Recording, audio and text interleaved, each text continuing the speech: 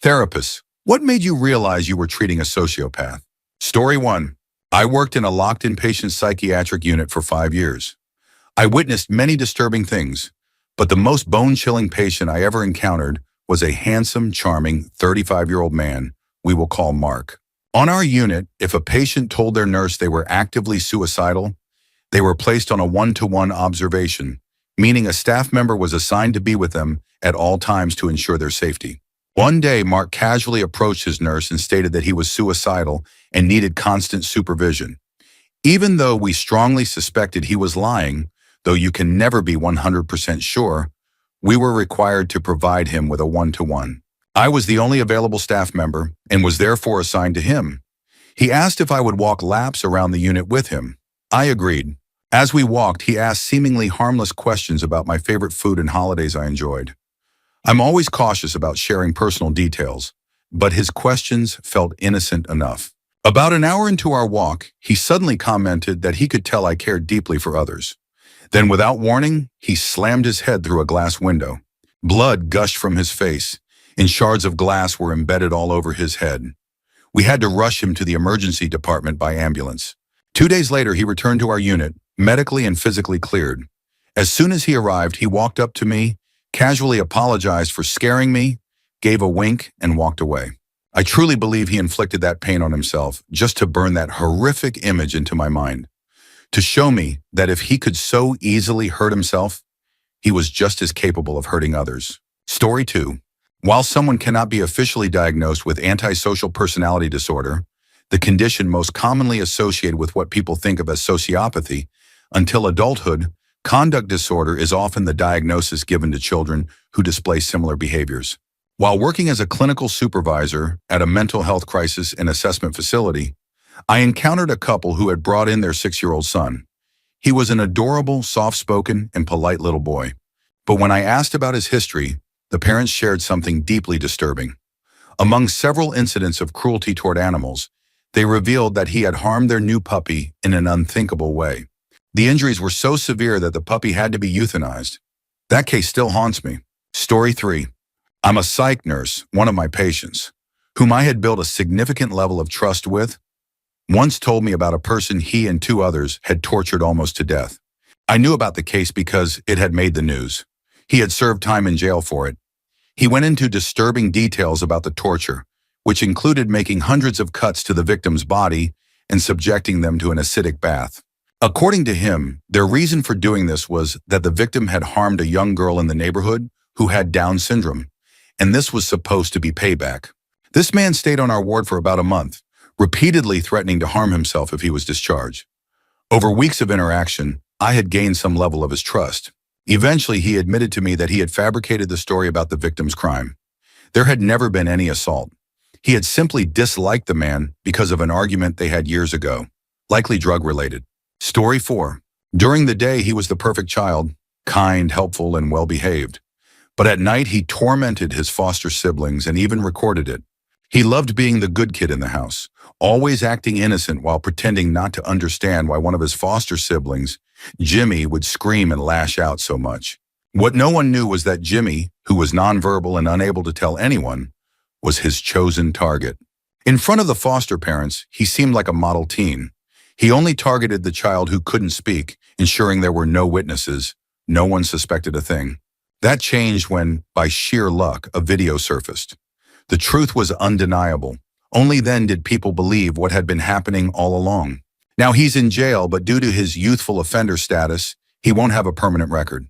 He's good-looking, charismatic, and will likely go on to ruin lives. I have no doubt that in the future, he will use his history in foster care to manipulate and pull in someone who thinks he's just a vulnerable soul in need of love, only to torment them next. A word of advice: if someone constantly places themselves in a victim role, run. They don't want help, they want control. When someone is genuinely overcoming trauma, it doesn't look like that. Story 5. My dad is a semi-retired psychologist.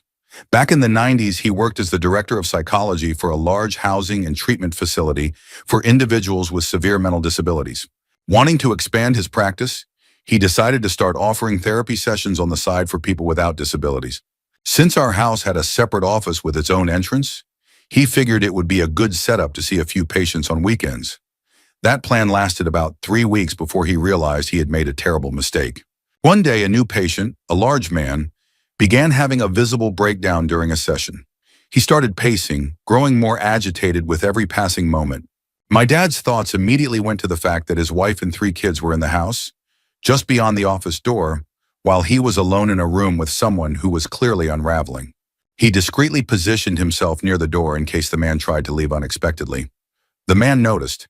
He pulled out a gun and said, "Don't worry, if I wanted to hurt you or myself, I would have already used this by now." Using the skills he had developed while working with volatile patients, my dad carefully talked him into putting the gun away. Once the man was calm, my dad escorted him off the premises. After that, he never saw another patient at home again. My mom was furious. Story 6. I've encountered a few disturbing individuals, but the most unsettling one was a former military man. He had served in Iraq in the early 2000s and had taken lives in the line of duty. While he always seemed slightly off, there was one particular story he told me that made me realize just how dangerous he was. He admitted that during his time overseas, he would harm livestock, not because he had to, but because he could. He knew that some families depended on those animals for survival, yet he did it anyway. Even worse, he took pleasure in making starving children fight over small pieces of candy. He would throw it on the ground and watch them battle each other for it, sometimes to the point of serious injury. He described it without an ounce of remorse, as if it were just another story. This man is currently walking free. The second individual I encountered was more of what you'd call a classic sociopath. He had been arrested for drug possession, and during his arrest, he attempted to stab the officers, but ended up stabbing himself in the process. He was incredibly intelligent, but deliberately chose a violent lifestyle. He didn't just sell drugs, he relished the control he had over desperate addicts. His favorite game, making them endure painful or humiliating tasks to earn their fix. He enjoyed the suffering, the desperation, the power it gave him. He once claimed he didn't feel pain, and to prove it, he stabbed himself with a pen, deep enough to draw a significant amount of blood. I watched in shock as he buried the pen into his flesh like it was nothing. Yeah, some people are truly terrifying. Story 7. Honestly, he made me feel trapped, like prey in a room with a predator. As a therapist, you develop a strong client-therapist bond, creating an open, empathetic space. Sessions can become intense and emotional, but in a positive way. With this man, however, it felt entirely different. Instead of connection, I felt cornered, an unsettling, panicked sense of danger. He had no remorse. He would slip in statements clearly meant to impress or intimidate me, then seem irritated when I didn't react, though internally I was. I don't fully recall his name or appearance, and I wouldn't share it even if I did. On the outside, he looked completely normal, even somewhat likable. But the more I spoke with him, the more I sensed something profoundly empty beneath the surface. At one point, he casually admitted to harming his partner, right in front of them. He spoke about it the same way someone might admit to forgetting to turn off a light. As a trainee, I should not have been working with domestic violence cases. Those were supposed to be referred to experienced specialists. Yet here I was, listening to him describe an extreme reaction to a minor accident, one that could have happened to anyone. The way he mentioned it, almost as if it was an afterthought, disturbed me even more than the act itself. His expression seemed to say, "Why am I even mentioning this? This isn't important. I'd rather be talking about myself," as if what he had done to his partner was barely worth acknowledging.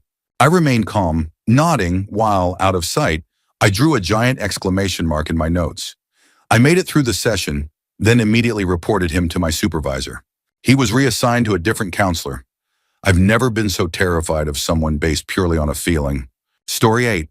They arrived at the hospital after making a pact with someone to end their lives together. The other person followed through. They did not. At first, they seemed genuinely devastated, expressing deep guilt over what had happened. But it was all an act. During their inpatient stay, they attempted to manipulate another patient into forming a similar pact. Thankfully, that patient reported it. When we looked into their history, we discovered that they had done this multiple times before. Their pattern was clear. They would get admitted to psychiatric units just to find vulnerable people to target. Legal action was being considered, but at the time of admission, It was unclear whether they would be held responsible. Part of the reason they were admitted in the first place was that they claimed to be suicidal over the possibility of facing charges. Our treatment team remained in frequent contact with law enforcement, especially after we realized they were preying on other patients. In the end, we pursued court-ordered treatment and discharged them to the care of a family member. I don't know if they were ever formally charged, but I certainly hope they were. In my mind, manipulating vulnerable people into ending their lives is just as awful as taking a life directly. In at least 3 other instances, their intended victims survived, and we only learned about those cases later from family members. The farthest they got before being caught was convincing someone from New York to meet them in Ohio to go through with it together. The only reason they got caught this time was because their most recent victim did not go through with it and told us what was happening. Ironically, when they were first admitted, we all felt sorry for them. We thought they had simply backed out of a pact and were now being unfairly scrutinized. I had even worked with them in group therapy. At first, they seemed intelligent, charming, and genuinely engaged in treatment. One of my colleagues, a forensic psychologist, had them on her individual caseload, and even she was deceived. It wasn't until we discovered their actions on the unit that everything unraveled. I used the term sociopath initially, but technically, that's not a clinical diagnosis anymore. They likely had antisocial personality disorder, but they refused to undergo formal testing after being confronted by the treatment team. Though I don't specialize in psych evaluations, I was asked to conduct an informal assessment since I had previously built a rapport with them. That conversation remains one of the most unsettling experiences of my career. I've worked with individuals suspected of serious crimes, including homicide, and I've dealt with people in severe psychotic states. But the way this person shifted their demeanor in that moment chilled me to my core. It was the only time I ever felt genuinely afraid of someone I was speaking to. Story 9. I've been a licensed therapist for nearly 3 years now, but I've been seeing clients with an intern license for about 5 years. The vast majority of my clients have been on probation or parole and have had a wide range of mental health conditions, including antisocial personality disorder, ASPD. My mentor once described people with ASPD like this. It's in the eyes. They have shark eyes, cold and predatory, like they're staring right through you, searching for your weaknesses to exploit. Having worked with several individuals with this diagnosis, as well as those with its adolescent precursor, conduct disorder, I have to say, that description is pretty accurate. People with ASPD are some of the most manipulative individuals I've encountered, and many of them enjoy it. To them, manipulation is almost a game, a side activity they indulge in while working toward whatever goal they have, even if that goal is as simple as appearing normal. And let me tell you, they are good at it. Outsmarting someone with ASPD at their own game is nearly impossible because they've been playing it their entire lives. Since most of my clients are court-ordered, their manipulation often centers around hiding what they're actually doing, whether it's continuing a cycle of domestic violence, substance use, or some other violation of their release conditions. Some are more impulsive than others, but they all share that same unsettling gaze. Edit. I've received some comments about this post being irresponsible or stigmatizing toward mental illness. Let me be clear, this is not a diagnostic indicator of ASPD. I do not diagnose people based solely on their eyes. I use a standardized questionnaire based on the DSM-5 criteria for the disorder and cross-reference it with case history from previous treatment providers, probation officers, and parole records.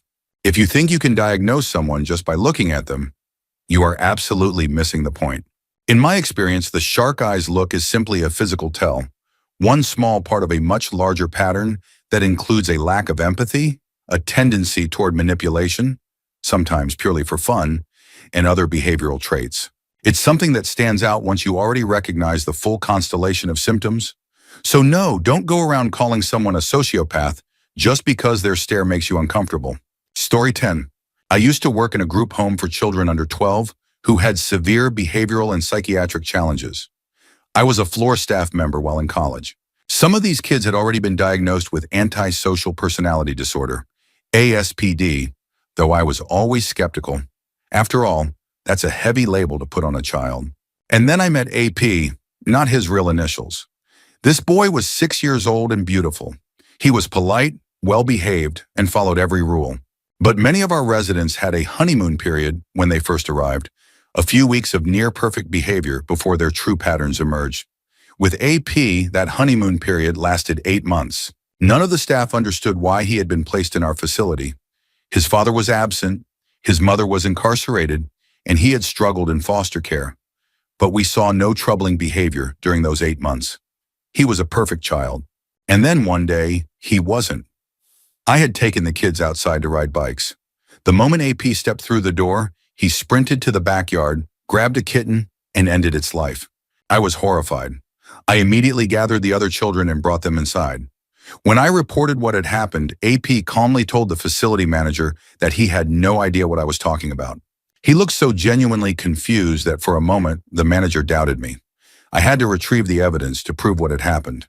As I did, AP simply watched me, smiling. That was the first oh no moment of several. AP later began instigating aggressive outbursts, knowing that our protocol required us to physically restrain him for 30 minutes. If he remained escalated, the on-call nurse would administer a sedative. AP loved this process. He wanted to be restrained. He even told us his goal was to receive 1 shot a day.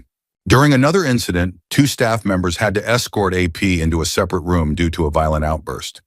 At some point during the restraint, a metal door shut on his foot, causing a deep wound. When the nurse arrived to treat him, AP was laughing, digging his fingers into the cut to make it bleed more. Then he smeared his blood on the wall, like it was paint. Most of the children in our care were wards of the state, but AP's grandparents visited him regularly. The other kids were often jealous of this. AP played on that, pretending not to recognize his own grandparents in front of them. Then later, he would mock the children who never received visitors. When I left the job, he handed me a drawing. It was a typical child sketch of a person, except the eyes were scribbled out and an X covered the mouth. I asked him why he drew me that way. He said, "You don't deserve eyes because I don't like when you see me. You don't deserve a mouth because you say things I don't like." I've worked with hundreds of children with severe psychiatric and behavioral disorders. I love them, but AP still lingers in my mind. Shortly after I left, he was transferred at 7 years old to a more restrictive facility. The last I heard, he became their success story. His mother recovered, he moved back home, and now he supposedly returns to the group home to give motivational talks about how to behave. I really hope that's true. I hope his treatment was successful, but that was one deeply unsettling child, and I have my doubts. ETA. I am not trying to vilify this child. He was very young and in long-term inpatient care. Calling him scary isn't fair. He was very sick. His case just stands out to me as a reminder of how much work still needs to be done in the field of early intervention and psychiatric care. Story 11. I'm not a therapist, but I once counseled a student.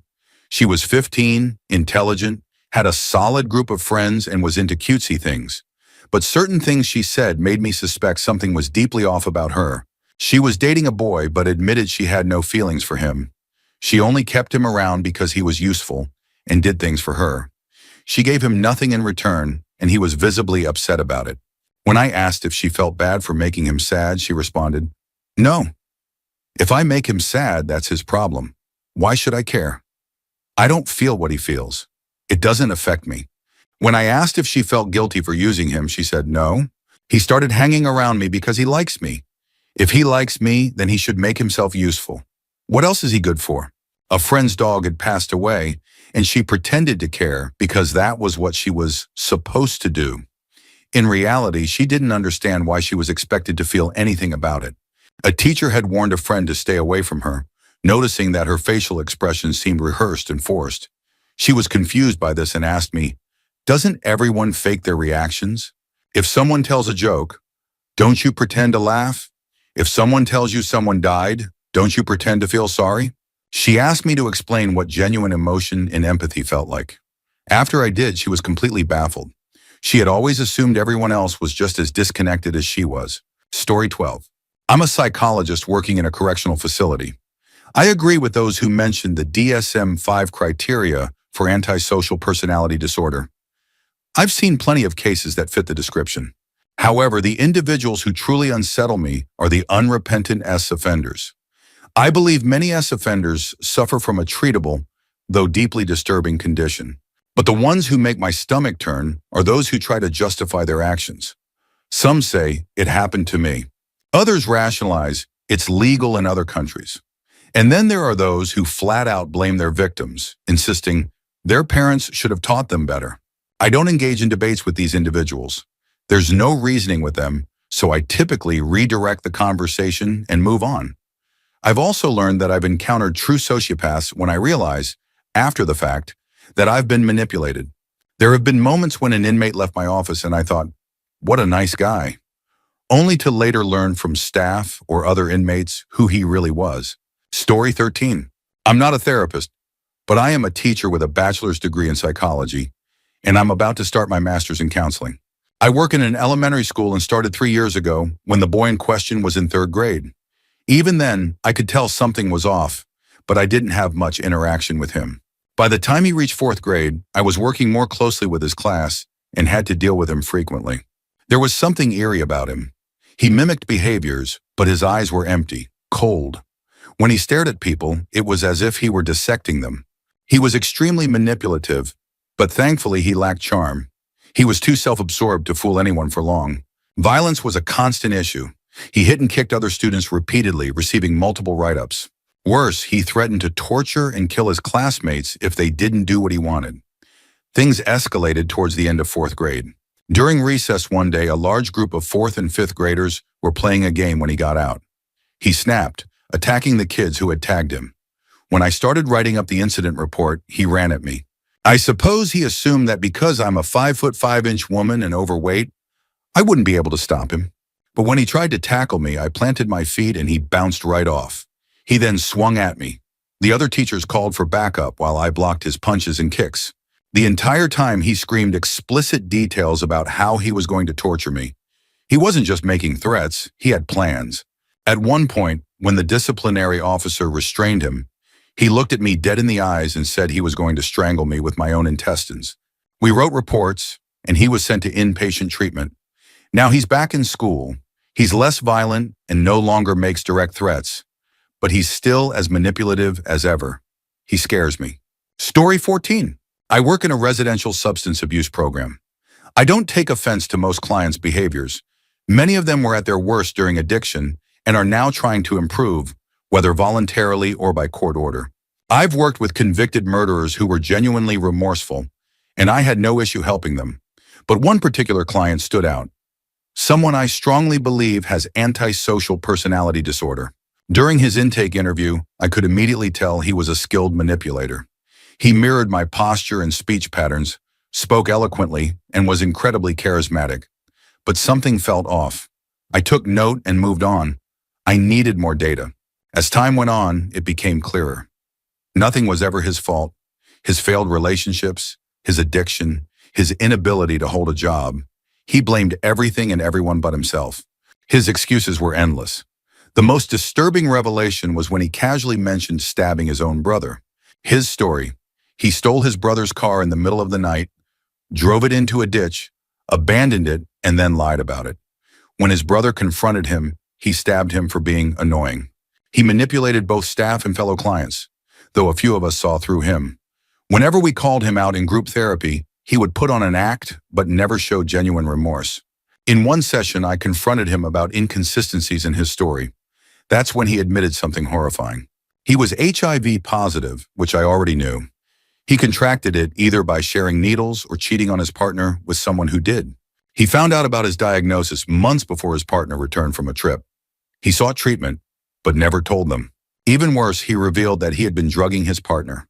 This person had a family history of meth addiction, but had never used drugs themselves, not even marijuana. He fed them substances without their knowledge for his own sole gratification. His partner suffered severe panic attacks after their encounters, and he convinced them that's all it was, just anxiety. As he recounted this, his entire body seemed to light up. He laughed, saying he couldn't believe they still trusted him. There were other disturbing confessions, but this was enough for me to wish I could warn the world about him. He completed the program by going through the motions.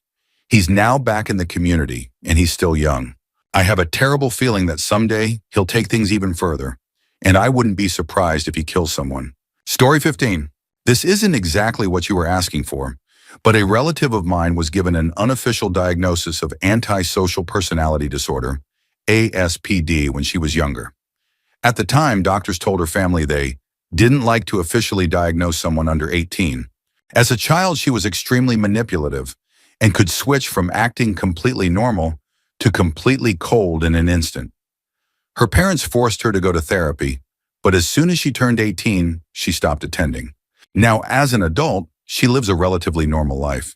She's still extremely manipulative, but she's also better at hiding it, which makes her come across as charming. She works a regular job, though she switches jobs every year or two, always by choice. Her relationships follow the same pattern. Her boyfriends never seem to last longer than they are useful to her. I don't think she has any real friends.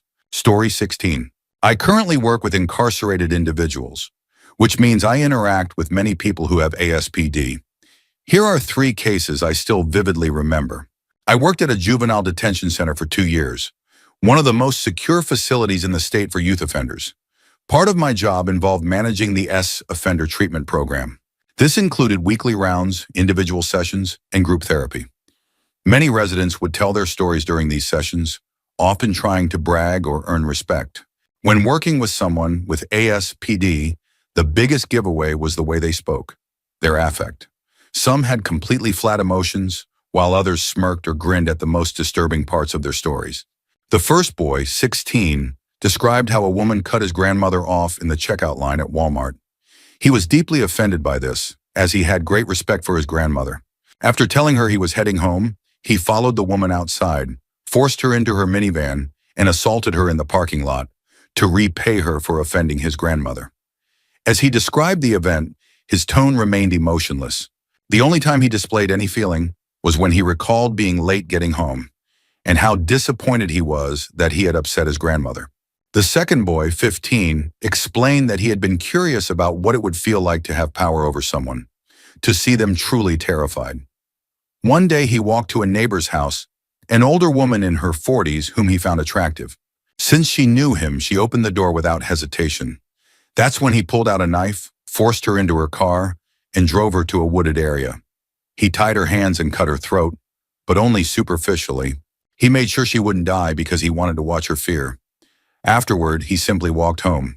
When the police showed up at his house, his mother answered the door. According to the report, he casually walked downstairs and said, "They're here for me." The third case still haunts me. A 16-year-old was new to the facility, so I was conducting a pre-group screening session for the offender program. Part of the protocol required him to detail his offenses. His file was extensive, and part of his treatment involved disclosing all victims. At one point, I asked about the age range of his victims. Without hesitation, he told me he had assaulted women as old as 60, including his own grandmother. Then he added, "Some girls weren't even old enough to talk. One was a baby. I wanted to see what her body could handle." His tone never changed as he described moving the infant's diaper aside, using his fingers first, and then other things. He admitted his own body wouldn't fit, so he had to use objects instead. Later, I read the detailed report. A case where an infant, around 8 months old, had required surgery due to the damage inflicted on her. The way he had so casually said, "I just moved the diaper out of the way," will stay with me forever. Story 17. I'm a forensic therapist who works with offenders. Over the years, I've encountered my fair share of sociopaths and individuals with ASPD. My most recent case involved a 17-year-old juvenile who was in trouble for his forceful offense. Of course, he was appealing his case. In fact, he claimed that all of his previous convictions were rigged and under appeal. Because of this, I wasn't allowed to discuss the details of his crimes. Instead, we just talked about life. When someone has multiple violent offenses, you start to question sociopathy. But the moment it became undeniable was when I asked how he made friends. He described an elaborate game in which he positioned himself as the ringmaster, ensuring that everyone around him either obeyed him or turned against each other. He took pleasure in watching people fall into his traps, sometimes destroying long-term friendships just for entertainment. I asked what he did after setting his game into motion. He shrugged and said, "Nothing. Then I sleep with them."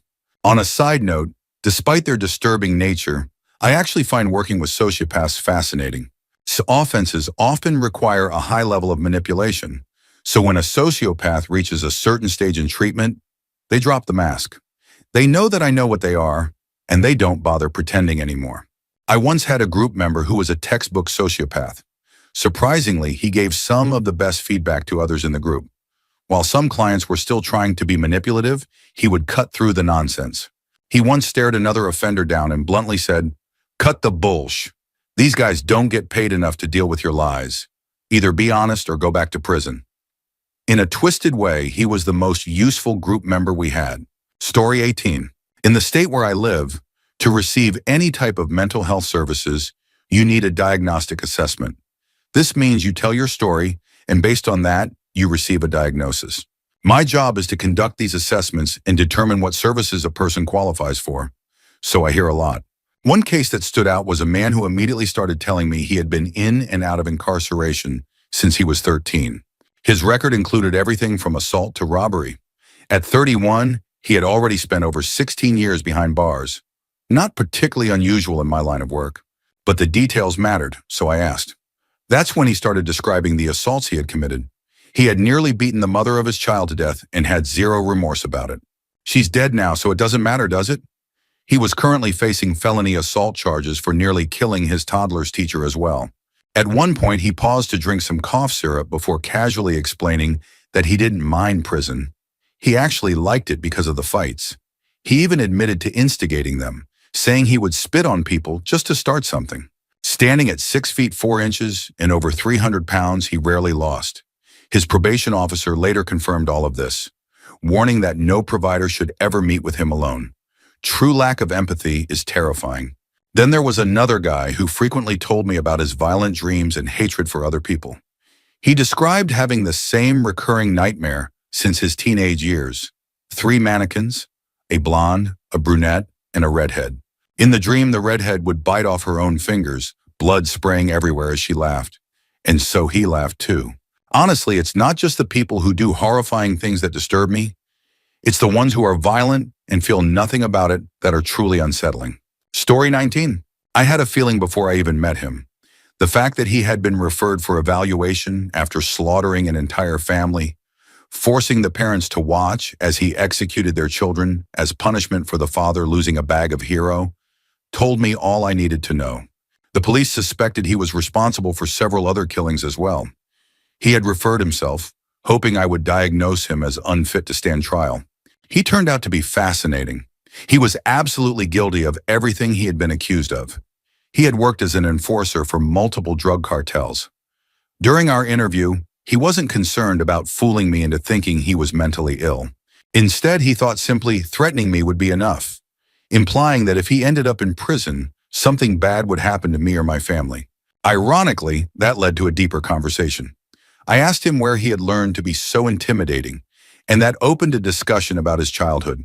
He had grown up in an abusive home, immersed in a violent environment. He admitted that his ability to manipulate and instill fear had been a survival skill. For the first time in his life, he reflected on how this behavior had shaped him and what it had cost him. He was only in his early 20s but had killed at least 6 children and 10 adults since he was 17. He had never loved anyone, never had a real friend. Under all the hostility, he was probably depressed. But most of all, he was afraid. He didn't expect to survive prison. Most of his family members were already incarcerated. In the end, that conversation may have been what helped him the most. He pleaded guilty in court. Later, the prison's forensic psychiatrist reached out to me, saying that our discussion had stuck with him. He genuinely wanted to change. His lawyer, on the other hand, was furious. She blamed me for his crisis of conscience and for the fact that she didn't get paid. Story 20. I work primarily with adolescents in group homes. One particular kid stood out, not because he was violent, but because he was quiet. He didn't understand social norms or rules.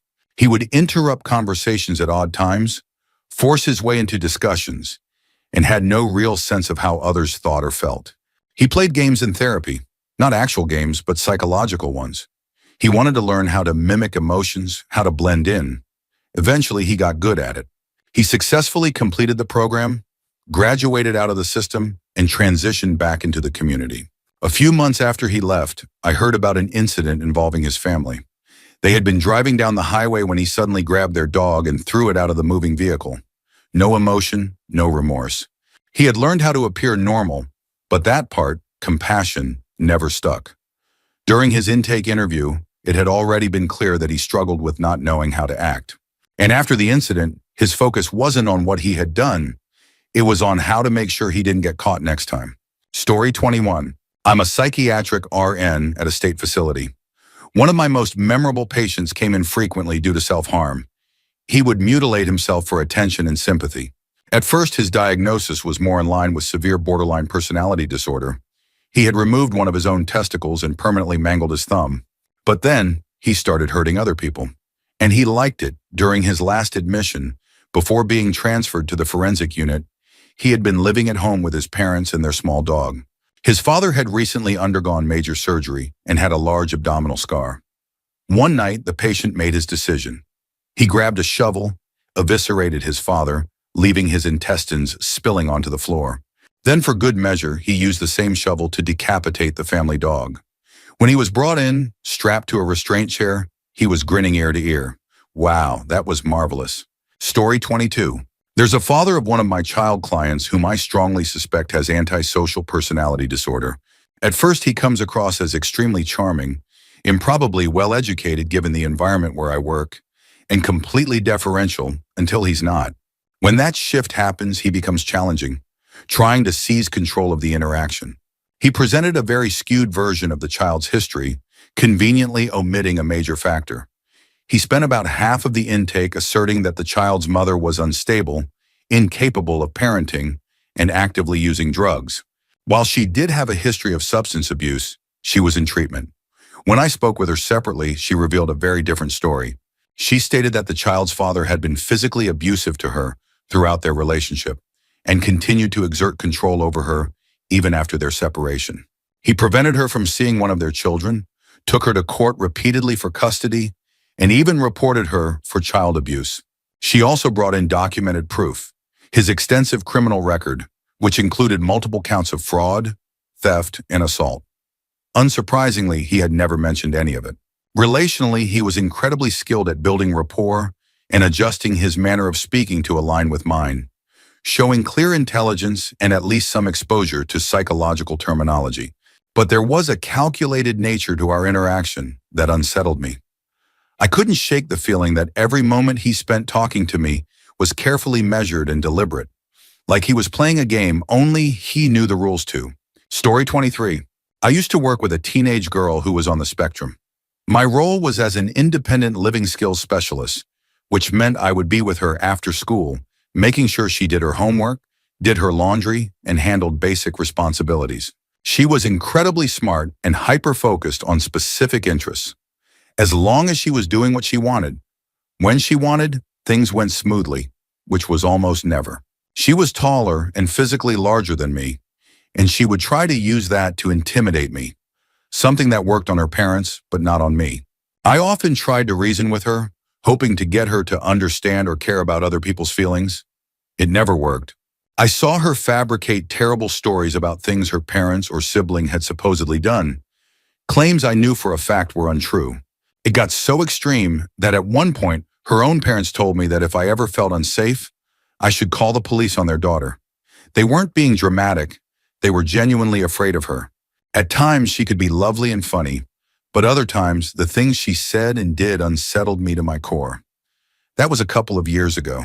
I truly hope that family is doing okay. Story 24. Obligatory, not a therapist disclaimer. I work as security at a hospital and we see all kinds of psychiatric patients. Thankfully, we're just a holding and transfer facility for cases like that. But one patient in particular left me completely shaken.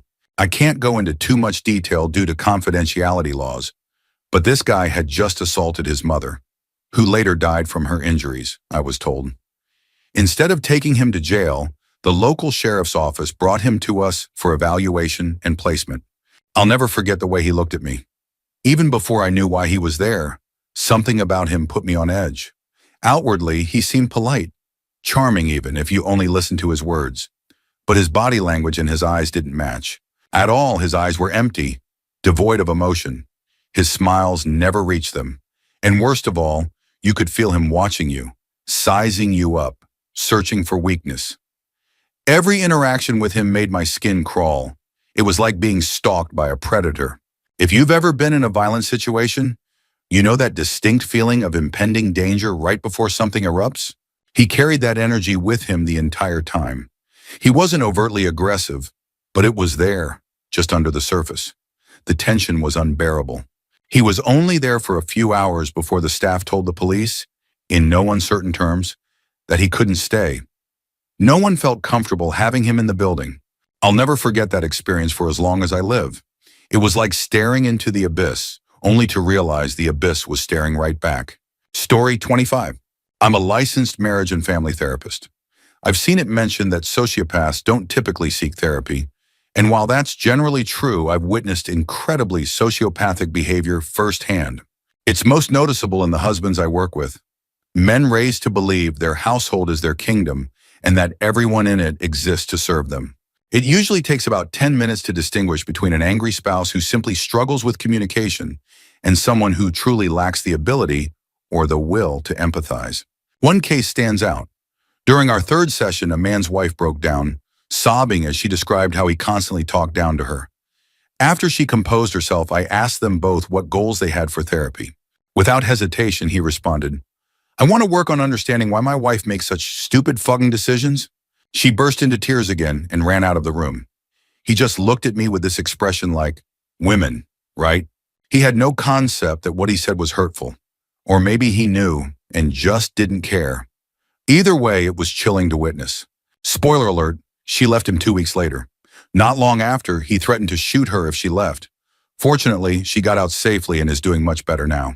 Story 26. My middle brother used to burn my baby brother with lit cigarettes. He also forced him to eat cat feces off crackers. He would hold him down and spit in his mouth. My little brother was only 4 years old and my middle brother was 12. When our mother was told about it, she did nothing. When he was 13, my middle brother set his own dog on fire. He tortured any animal he came across. As an adult, he would repeatedly drown and resuscitate my mother's cats whenever he was alone with them. He also poured bleach into his fish tank simply because he was tired of taking care of them. During a visit to our eldest brother, who owned a beautiful German shepherd, the dog woke him up in the middle of the night. Annoyed, he kicked the dog in the stomach. When my older brother woke up, he found his pet near death. A trip to the vet confirmed the dog had twisted bowel syndrome. He had to be put down. The damage my middle brother caused to our family is irreparable.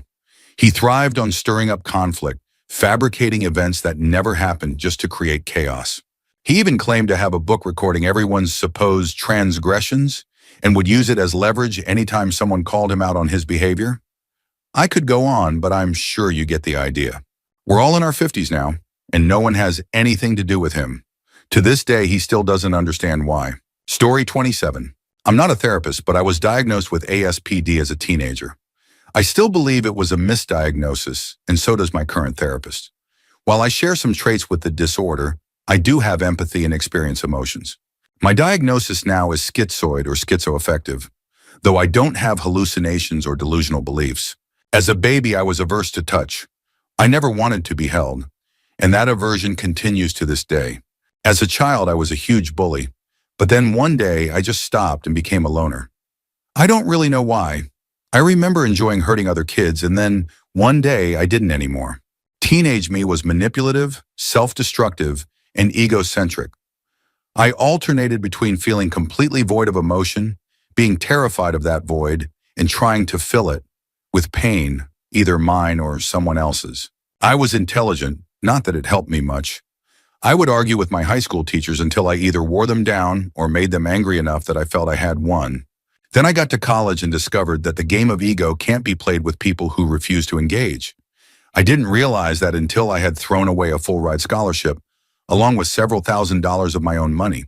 The biggest shift for me happened when I had my daughter. For the first time, I felt a pure, unforced bond of love. Before that, I had only experienced love out of obligation, fear, or routine. It always felt hollow, like it wasn't what it looked like in movies. I think that disconnect made me dissociate from the feeling altogether. With my daughter, it was different. I wanted to protect her in a way I had never even considered for another human being. Up until that point, if I had somehow discovered that everyone else in the world was just a simulation or a figment of my imagination, I would have felt satisfied that I was right. But she was different. She was the first person who truly felt like she was alive, just like me. Story 28. During college, I interned at a nonprofit that worked to keep children with their parents. We helped parents find jobs, administered drug tests for court-ordered cases, and provided education and daily home visits. One case involved extreme abuse by a stepfather toward two little boys, a 2-year-old, not his biological child, and a 6-month-old, his son. The children were removed from the home after the mother was found unconscious from a beating, and the stepfather had strung the 2-year-old up by his neck on a ceiling fan as punishment for crying. Fast forward years later, the mother regained custody and the stepfather was in prison, serving a 20-year sentence. The boys were now 12 and 10. We hadn't been working with them for a while when the mother called, saying she needed help. Her 12-year-old was violent and out of control. She explained that he kept putting his younger brother in dangerous situations, telling him to grab things out of the oven with his bare hands, taking him deep into the woods and leaving him there, and generally displaying cruel behavior. There were also issues at school, including aggression and bullying. We implemented a reward system, allowing the boys to choose their own incentives. The prizes started small but increased as they completed chores and went without getting in trouble at school. Both boys wanted to play baseball that spring, so we made that their ultimate reward. If they stayed out of trouble for a month, they could join the local league. A month went by. Both boys behaved perfectly. They did their chores, stayed out of trouble, and followed every rule. To celebrate, we showed up with baseball equipment, gloves, balls, a bat, and cleats. Their mother was so excited about the improvement that she also got them a 6-week-old kitten as a reward. The next day, the 12-year-old tied up his younger brother and forced him to watch as he beat the kitten to death with the baseball bat.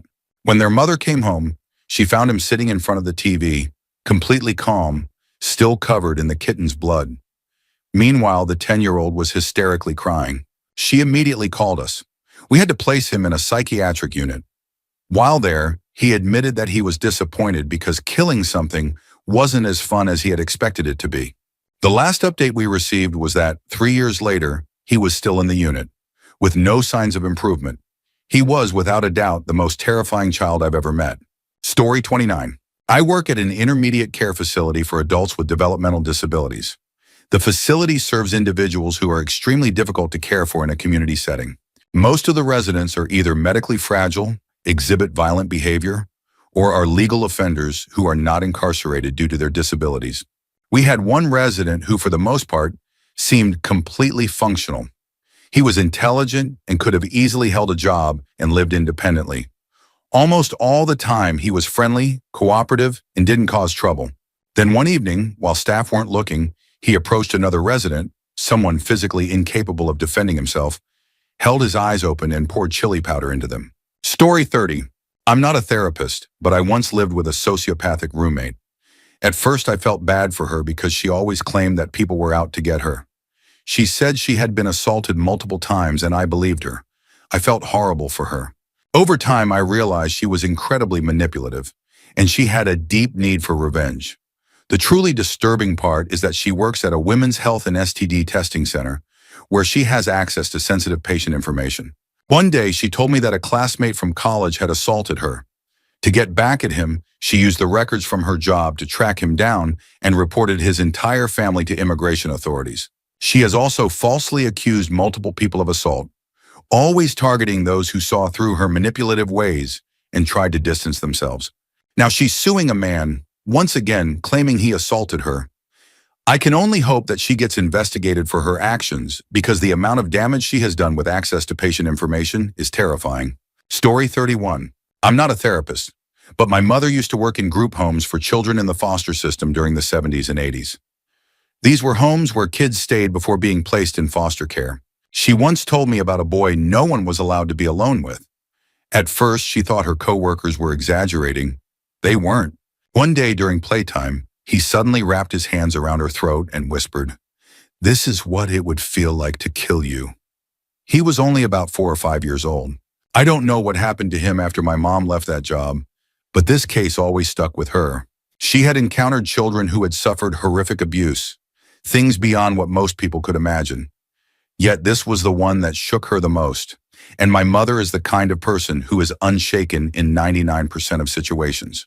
Story 32. My mom runs a high-security psychiatric ward. I'm not sure what her role is now, but the last time we spoke, her job involved evaluating incarcerated individuals to determine whether they were fit to return to society or should be placed in her ward. These were people who had committed horrific crimes: murder, assault, arson. The ironic part? My mom herself displays so many traits of a sociopath. She is the most manipulative person I've ever met, completely cold and unfeeling.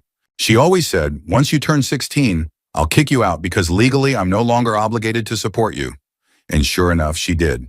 I had caught her cheating on her third husband, so she turned everyone against me and kicked me out. Truthfully, I was too scared to speak up. I had been raised by my grandparents and only lived with her during my teenage years. But I couldn't go back to them either. My grandfather had burned down our home, ended up in prison, and my grandmother, suffering from undiagnosed dementia, was in a refuge. So at 16, I found myself in homeless shelters, places that were absolutely not safe for someone as young and naive as I was. I dealt with everything from terrifying pimps to drug addicts breaking into my room. Despite everything, I always wanted to be in my mother's life. Even when I was pregnant and nearly died from complications, my father, who lived in another country, had to beg her to come see me. I tried so hard to maintain a relationship with her, but she always found an excuse to cut me off. If she talked to me, she would disown my brother and vice versa. She was never there for anyone. When my grandmother passed away 2 years ago, she didn't show up. When my grandfather died a year later, she ignored it. These were the people who raised her children, and they spent their last years relieved that she was gone.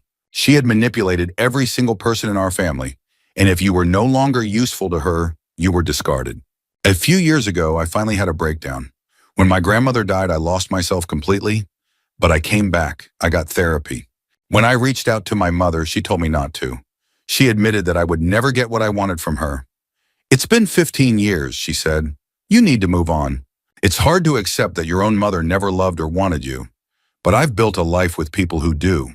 My brother and I are closer than ever, and I've lived in the same country as my father for the past 8 years.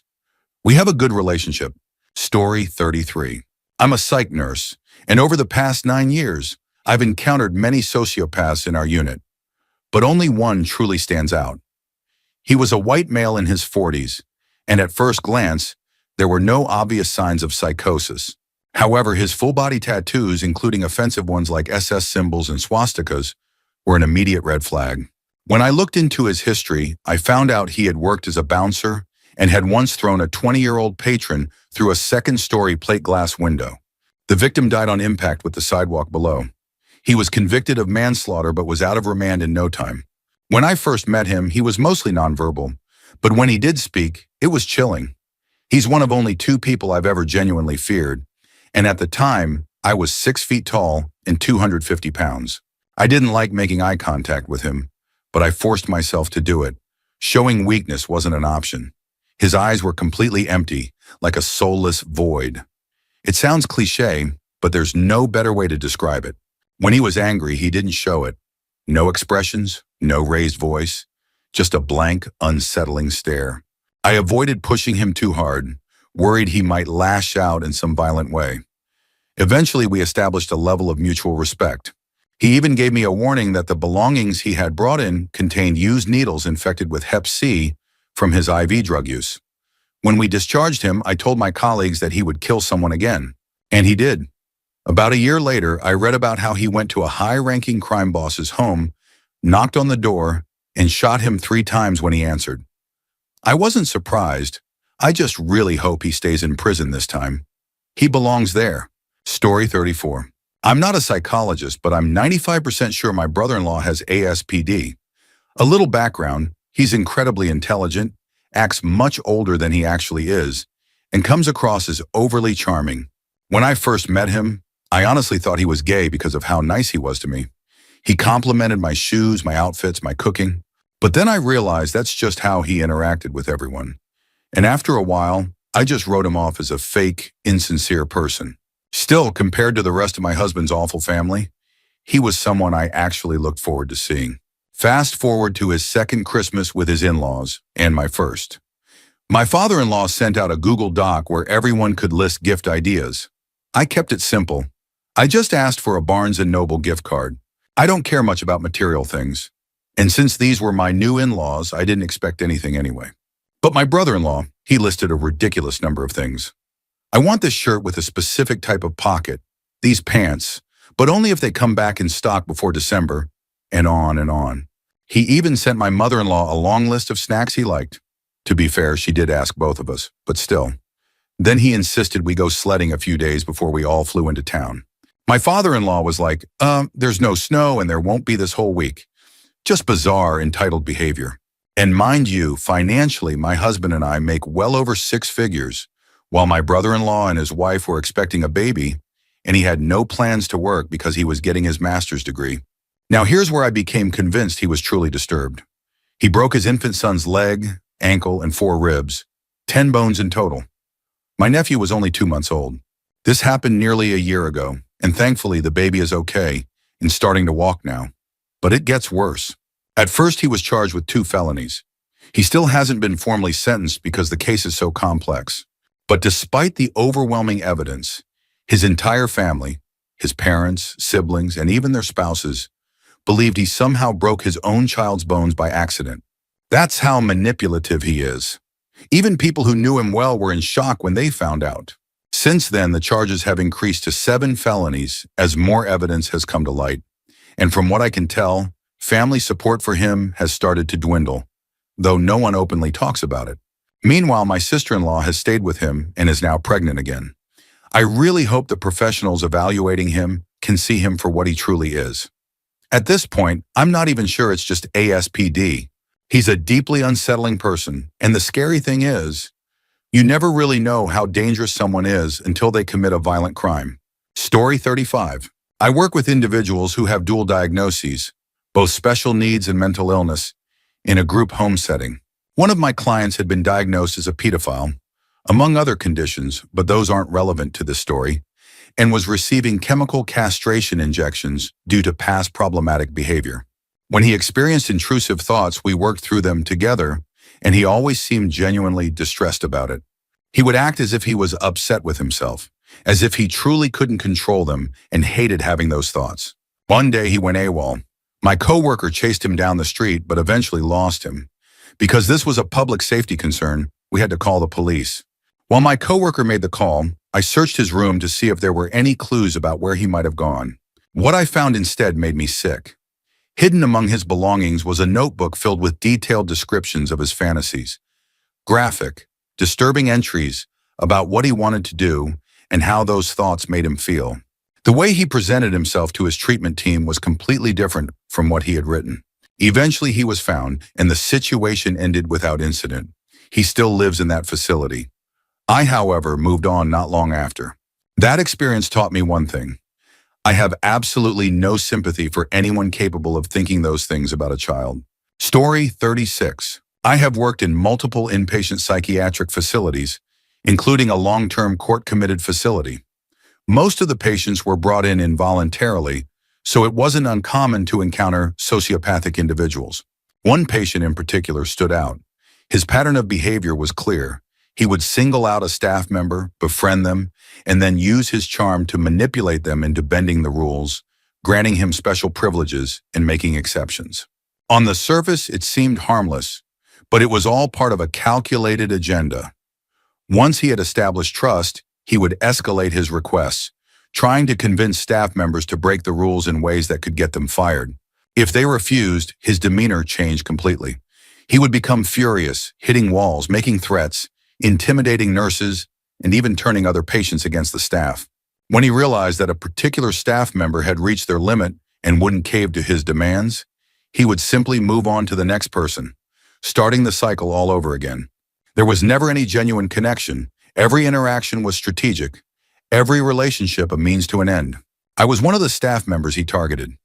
At first, I thought we had mutual respect, but that changed when he tried to convince me to look the other way while he dealt with a conflict with another patient. When I stopped him from attacking that person, he was outraged. Administration had to pull me off the floor entirely while he was admitted because another staff member overheard him trying to recruit another patient to help him take care of me.